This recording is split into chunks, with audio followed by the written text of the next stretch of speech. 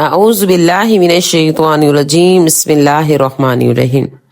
السلام علیکم، امید ہے کہ آپ سب خیریت سے ہوں گے۔ اللہ تبارک و تعالیٰ آپ سب کو ہمیشہ خوش رکھے، آباد رکھے۔ والدین کا بیٹے پر کیا حق ہے؟ یقیناً یہ سوال جو ہے شادی شدہ بیٹے کے حوالے سے ہے کہ اب بیٹوں کی شادی ہو جائے تو والدین کا بیٹے پر کیا حق ہوتا ہے۔ ساس بہو کی اور بیٹے کی کہانی صدیوں سے چلی آ رہی ہے اور پرانی کہاوت ہے کہ 1000 بار حکیموں نے اس کو سلجھایا مگر یہ ساس کا عقد رہا وہیں کا وہیں۔ میری پیاری بہنوں اور بھائیوں، ہماری زمین میں ہر کہانی کا سرا صرف اس وقت ہاتھ آ سکتا ہے اگر ہم اپنے آنے کا مقصد وجود اس دنیا میں صحیح طور پر تعین کر لیں کہ ہم یہاں کیا کرنے آئے ہیں۔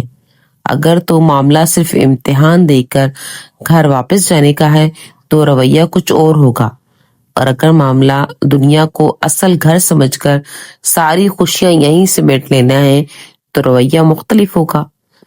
آخرت کے پیش نظر رہیں تو فکروں اور چاہتوں کا محور ہی بدل جاتا ہے۔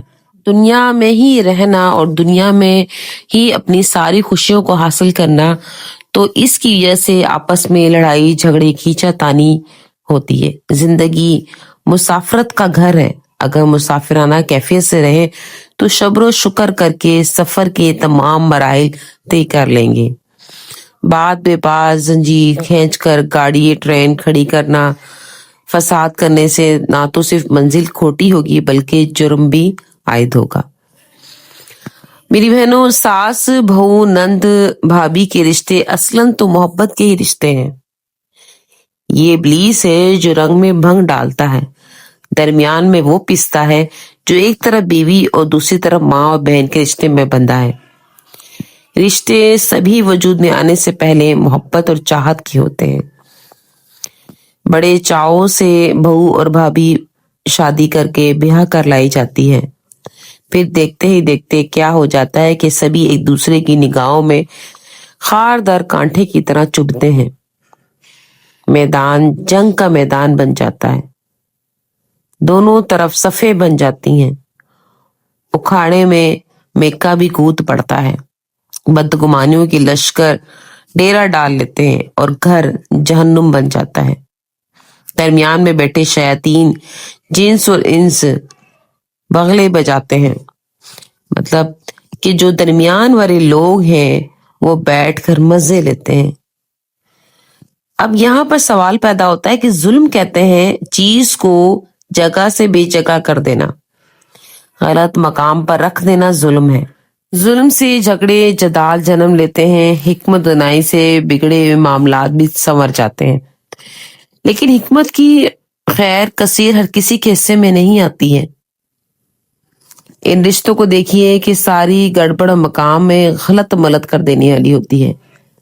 ایک رشتے کا ایک مقام اور ایک محبت کا ذائقہ ہوتا ہے، ہر ذائقہ ہی ضروری ہوتا ہے۔ ماں اور بہن کی محبت کا الگ ہی ذائقہ ہے جو روح کی ضرورت اور چاہت ہے۔ بیوی سے محبت، اولاد سے محبت فرق ذائقے رکھتی ہے۔ مرد خواہ 60 سال کا بھی ہو جائے، ماں سے محبت کی ذائقے کا متلاشی اور اسیر رہے گا، اس سے اسے محروم کرنا ناروا ہے۔ یہی معاملہ بہن سے محبت کا بھی ہے۔ اگر بہو بیگم گھر سے نمک غائب کر دے تو سبھی ہانڈیاں بے ذائقہ ہو جائے گی، اچھے سے اچھا بھی پکا لے گی، اس میں پھر بھی ذائقہ نہیں ہوگا۔ یہی حال محبت کا ہے۔ بیوی کی محبت تو سڑ چڑھ کر بولتی ہے۔ سب سے نازک، اہم اور قیمتی رشتہ شوہر اور بیوی کا ہی ہوتا ہے۔ بیٹے کی شادی کے بعد گھر والوں کو دل بہت بڑا اور خوشادہ کر لینا چاہیے۔ یہ سوچیے کہ جو لڑکی آئی ہے اس کے لیے یہاں اجنبیت ہے، ایک نیا پودا ایک نئی زمین پر لگانا جائے اور اس کی نگہداشت کیے جائے، اور نگہداشت کون کرے گا؟ گھر والے کریں گے، گھر والوں کی ذمہ ہے۔ اسے ابتدا سے خوش دلی اور محبت سے اپنایا جائے۔ بچی کے نئے گھر میں آ کر اچھی طرح سے اسے رہنے بسنے میں ایک بہت بڑا کردار جو ہوتا ہے میکے کا ہوتا ہے۔ بعض اوقات میکے والے نادانی کے سبب بچیوں کو سسرال میں ذہنی کیفیت میں بھیجتے ہیں، جیسے کوچ پہلوان تیار کر کے दाव पेच सिखाकर उसे उखाड़े में उतारना है। और ये बदतरीन दुश्मनी है जो कोई भी खानदान अपनी बेटी के साथ कर सकता है। लिहाजा अगर घर बसाने में ये तमाम अवामिल अपना अपना हिस्सा डाल रहे होते तो हालात बहुत बदल जाते। अब हालात यूं भी हैं कि बेमुशर्रफ डिग्रियां समेटते समेटते लड़कियां अचानक ब्याह दी जाती हैं, लिहाजा तरबियत ही नहीं होती। ऐसे में बहुत बड़ा ज़र्फ अल्लाह ताला लड़के के घर वालों को अता कर देता है ताकि वो रिश्ते चलाते रहें। ये ज़र्फ भी अल्लाह ही से मांगने की चीज है, क्योंकि जो फराखी और कुशादगी अल्लाह के यहाँ हमारी तमाम तर खताओं के बावजूद पाई जाती है और वो हमें नवाजता ही रहता है, उसका कुछ हिस्सा अल्लाह हमें भी अता कर दे। इसकी सिफ्त खता पोशी और करीमी से हम भी बहरबंद हो। लड़की कम उम्र होती है या ज्यादा उम्र हो, जहाँ दीद और सास के मुकाबिल ना समझ होती है। इसलिए पहला काम तो ये है कि तवक्को और उम्मीद का जो गिराफ है वो सिफर पर रखें। पहले से तय कर लें कि आपको उससे कोई तवक्को ही नहीं रखनी। ये सोचना है कि वो आपको माँ समझ ले। वैसी मोहब्बत, अतात और खिदमत की आप एक ब एक वक्त तवक्को बांध लेते हैं तो कसूर उसका नहीं, आपका है। अपनी माँ तो उसके खून में रची बसी है, आपसे उसे ये रिश्ता बराबर करना है। लिहाजा अगर वो आपको सिर्फ एहतराम भी दे दे तो उसकी कदर कीजिए। अब नई नवेली बहू जब घर में आती है तो शैतान उस पर चढ़ा हुआ होता है कि ये सास तुम्हारे शौहर पर कब्जा जमा लेगी, सास को ये होल डाल रहा होता है, ये बहू तुम्हारे बेटे को ले उड़ेगी। इस जहनी दबाव में हरगिज ना आइए। शैतान को तावुज़ पढ़ के धुतकारिए। बहू को ये पैगाम वाजा मिले कि हमें भी बेटी की चाहत और मोहब्बत है। बहू अगर समझदार हो तो शौहर को वालिदैन के हकूक और अदायगी की तलकीन करे। इस रवैये से आपका बेटा और उसका शौहर दोनों ही मुतमईन और पुरसुकून रहकर दोनों के हक बेहतर तौर पर अदा कर सकेगा। शुरू का दौर बेइंतहा अहम है। इसमें तीनों चारों बाहिमी एतबार मजरू होने लगते हैं। बीवी फितरतन बेइंतहा कब्जा जमाऊ होती है। आपने सारा बेटा उसे दे दिया, फिर भी बसा औकात उसे होल बड़ी रहती है, कहीं ये माँ के फेरे में ना आ जाए, माँ की बातों में ना आ जाए। ये उसकी ना समझी है। तानी से बचने और हालात में बिगाड़ से बचने के लिए अपने आप में फराग दिली पैदा कीजिए। बेटे को दबोचने की बजाय उसे मार्जिन में उसे समझाएं कि वो एक तरफ से मुतमीन होकर दूसरे महाज को संभाल सके। दोनों ही अपने आप की तरफ खींचने लग जाएंगे, बीवी अपने शौहर को अपनी तरफ और माँ अपने बेटे को, तो एक महाज खड़ा हो जाएगा, घर जहन्नुम बन जाएगा, लड़ाई झगड़े का गढ़ बन जाएगा। अब यहाँ पर सवाल पैदा होता है कि मोहब्बत जब वालिदैन से की जाती है और मोहब्बत भई निगाह से हम जब वालिदैन को देखते हैं तो हज मबरू के बराबर सवाब मिलता है। क्या ये सवाब सास के लिए भी है कि सास को देखने से भी सवाब मिलता है? जिस तरह बेवक्त नेकी दोहरा अजर लेकर आती है, अटक अटक का कुरान पढ़ने वाले को दोहरा अजर मिलता है, तो यकीनन सास पर अटक अटक का निछावर की गई मोहब्बत कैसे रायगा हो जाएगी, अल्लाह के यहाँ अजर सवाब का सामान लाएगी।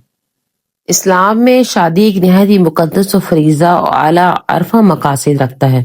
हजरत अली रज़ी अल्लाह तआला अन्हु, हजरत फातिमा रज़ी अल्लाह तआला अन्हा को देखिए तो सारी कहानी दुरुस्त हो जाएगी।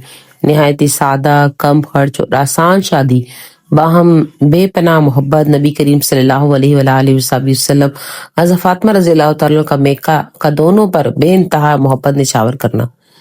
इनकी एक मर्तबा बाहम नाराजगी पर नाजूर होकर उसे दूर करना, दोनों को बाहम राजी करके गुलाब के फूलों की तरह चेहरा अनवर खिल उठना। इस शादी का असल मकसद हासिल है सैयदना हसन और सैयदा हुसैन जैसे रफीउल शान बेटे पाल पोस कर उम्मत की झोली में डालना। ये शादी और इसका असल मकसद जो पेश नजर ना हो तो झगड़े और फसाद ही बाकी रह जाएगा। पूरे खानदान को मिलकर एक नई नस्ल, शानदार नस्ल तैयार करके उम्मत की नजर करनी है। बिला मुबालगा आज सास बहू के वहम झगड़ों और रिश्तों की खींचातानी की वजह से अमेरिका हम पर हावी है। बेमुसर्रफ बिला तरतीब तालीम और कैरियर से निकलकर औरत घरेलू झगड़ों में मसरूफ हो जाती है। ऐसे में उसकी गोद के पाले फातेह, अंदरस और मोहम्मद बिन कासिम तो बनने से रहे।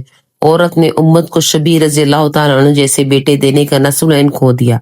आखिरत की मंजिल निकाहों से ओझल हो गई। अल्लाह की रजा की जगह दुनिया की हिर्स और हविस ने डेरे डाल ली हैं। खुशकी और तरी में हमारे हाथों की कमाई से फसाद बर्पा हो गया है। एक फिलोसोफर ने कहा था कि तुम मुझे अच्छी माएँ दो, मैं तुम्हें अच्छी कौम दूंगा। तो सोचिए खैरतुल उम्मत में माँ को कैसे होना चाहिए था। अल्लाह तबारक ताला हम सबको दीन की समझ बूझ अता फरमाए, दीन पर अमल करने की तौफीक अता फरमाए। वाखिर दावाना अनिल अल्हम्दुलिल्लाहि रब्बिल आलमीन। में उमर बिन अब्दुल अजीज पैदा हो। आज दीनदार लड़कियां सवाल करती हैं कि हम पर शौहर के वालिदैन का तो कोई हक ही नहीं है। फतवों की मंडेरे पर बैठकर कांपे तले खींचे ताने नंबर लेकर जन्नत के सौदे तो बहरहाल नहीं मिलते। औरत पर सबसे बड़ा हक उसके शौहर का है और शौहर पर सबसे बड़ा हक उसकी माँ का है। बीवी का रिश्ता जो बहुत ही नाजुक और बहुत अहमियत वाला है, पहले ही समझ ली कि वो इंसान शादी के कारखाने से मुतालिक है। मान लीजिए कि आप पर कोई फर्ज बहैसियत बहू की आयत नहीं होता फतवे की रूह से, लेकिन हुस्न सलूक का इतना हक तो है कि ना जितना एक शरीफ हमसाये का होता है। इखलाक के अब्बास से हम इसको समझना चाहिए कि गुज़िश्ता नस्लों में रिश्ते जो हिंदुआना रवा रखते थे कि आप कसर निकल रही है, वो तफरीक